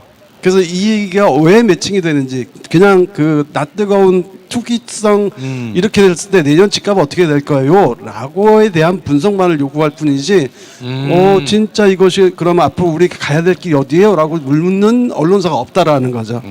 그게 안타까운 겁니다. 좀 이야기를 좀 더 하고 싶은데 오늘 이상하게 주변 환경이 안 따라주고 그리고 우리 한 번 더 좀 우리 어떤 조건을 좀 더 좋게 만들어서 한 번 더 우리 초청하는 걸로 하고 사실은 그 원영희 부위원장님이 그 쏟아낼 이 판넬도 여러분 많이 준비했는데 이게 반밖에 오늘 안 했습니다. 근데 중요한 것들은 어떻든 우리가 뭐 이야기했고 그리고 그 원영희라고 하는 이 사람 이 정치인이 어떤 실력 있고 능력 있고 역량이 있는 사람이라고 하는 것은 오늘 증명이 된 것으로 보여집니다.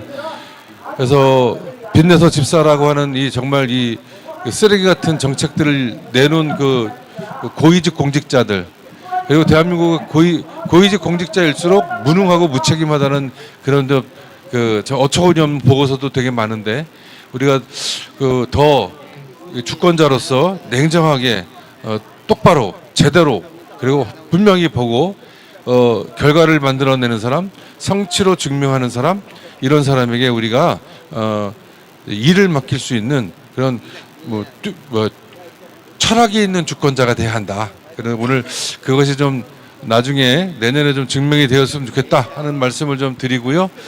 뭐 끝으로 뭐 우리 지금 불꽃뉴스 TV 그다음 뭐 슈퍼미디어 TV 저렇게 슈퍼미디어 TV는 맨날 저렇게 떠들어 저렇게 서울에서 우리 교독CH TV 그다음에 우리 건설신문고 TV 그리고 여기 리는 뭐죠 리? 일상정치 TV? 그 일상정치 TV 우리 왜 맨발의 중년하고 같이 우리 집 오겠다는 분 아니에요? 맞아. 24일 날 여러분 24일 날 맨발의 중년 TV와 일상정치 TV 이렇게 그리고 그다음에 땡목 박승복 TV가 함께 그 우리 하사미에서 불 떼놓고 고기 구워 먹기로 했습니다. 효과 없어? 오지 말라 그래? 아니 저렇게 막 예 우리 지금 같이 시청해 주신 여러분 그 우리 원형이 우리 더불어민주당 그 위원장 이름이 길어 국민소통위원회 부위원장입니다 여러분 더불어민주당 국민소통위원회 부위원장 원형이라는 이름을 꼭 기억해 주시고 여러분 많이 그 지지하고 후원 뭐 하는 것도 있지만 후원도 해주시고 막 그렇게 해서요. 아직은 뭐 통장 번호를 깔 수는 없으나 여러분 기억해 주셨다가 할 수 있는 특히 이제 고양시 근처에 사시는 분들은 기억해 주시기를 부탁드리겠습니다.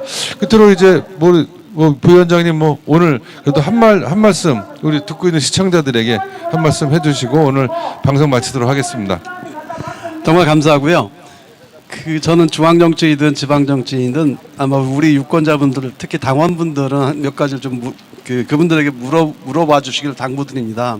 다른 것이 아니고 왜 그 자리가 필요하냐, 무엇을 그렇지. 할 것에 대한 예, 맞아요. 그러니까 단순한 정치 공학이 아니고 나름의 철학, 그다음에 그것을 통해서 무엇을 정책으로 만들어낼 것인지에 대한 것들을 검증해 주신다면 아마도 질이 같이 올라가지 않을까. 준비하시는 분들도 그렇게 생각합니다. 열심히 계속해서 우리 당원이나 국민 여러분들이 원하시는 쪽으로 갈 수 있도록 노력하겠습니다. 고맙습니다. 네, 여러분 인터넷 서점에 들어가셔서 가처분 소득과 불평등이라는 책과 다시 복지국가로 분열을 넘어 미래로 하는 우리 책이 있습니다. 이 책 2세, 3세, 10세가 가도록 여러분 많이 사랑해 주시고 그리고 함께 구입해 주시기를 부탁드리겠습니다. 그리고 약속을 드리면 다시 한번 또 다시 우리 부위원장님하고 좀 더 한 발짝 더 들어가는 그러한 그런 이야기 시간을 한번 더 만들어 보도록 하겠습니다. 언제나 서울의 소리 그다음 모든 우리 오늘 함께 해주신 분들 감사하고요.